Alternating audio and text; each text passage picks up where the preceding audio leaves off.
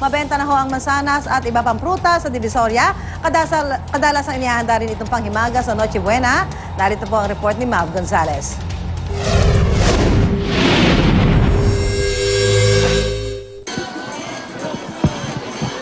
Dagsa pa rin ang mga mamimili sa Divisoria ngayong bisperas ng Pasko. Pero hindi lang mga pangregalo ang dinarayo ng mga customer ngayon, kundi pati mga prutas na panghanda.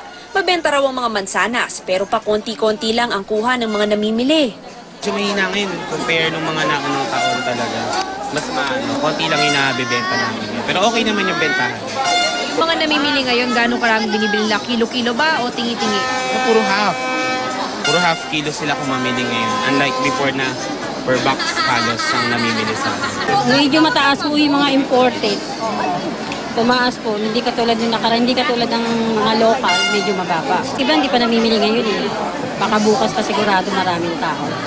Ang grapes na may buto, 130 pesos ang isang kilo. 150 hanggang 160 pesos naman ang seedless grapes. Ang black grapes na mas malalaki, 200 pesos kada kilo. Lahat ito inangkat pa mula California. 85 pesos kada kilo ang mangga, habang 150 pesos kada kilo ang longgan. 10 piso kada piraso ang pongkan. 80 pesos ang isang suha, 50 naman ang isang piraso ng melon. 3 for 50 pesos ang kiwi, lemon, peras at Fuji apples. Ang Washington apples at Sunkist na galing pang Sagada, 25 pesos ang isa o 5 for 100 pesos. Ang kiat-kiat, 50 kada net na isang kilo ang timbang. Dito sa Divisoria, mababa na ang presyo. Pwede ka pang humingi ng hanggang 10% discount maski sa imported na prutas. Kaya naman kaninang madaling araw, may mga sumadya pa rito para pagsabayan na ang pagbili ng mga pangregalo at prutas. Suha po. Seedless suha daw from Davao.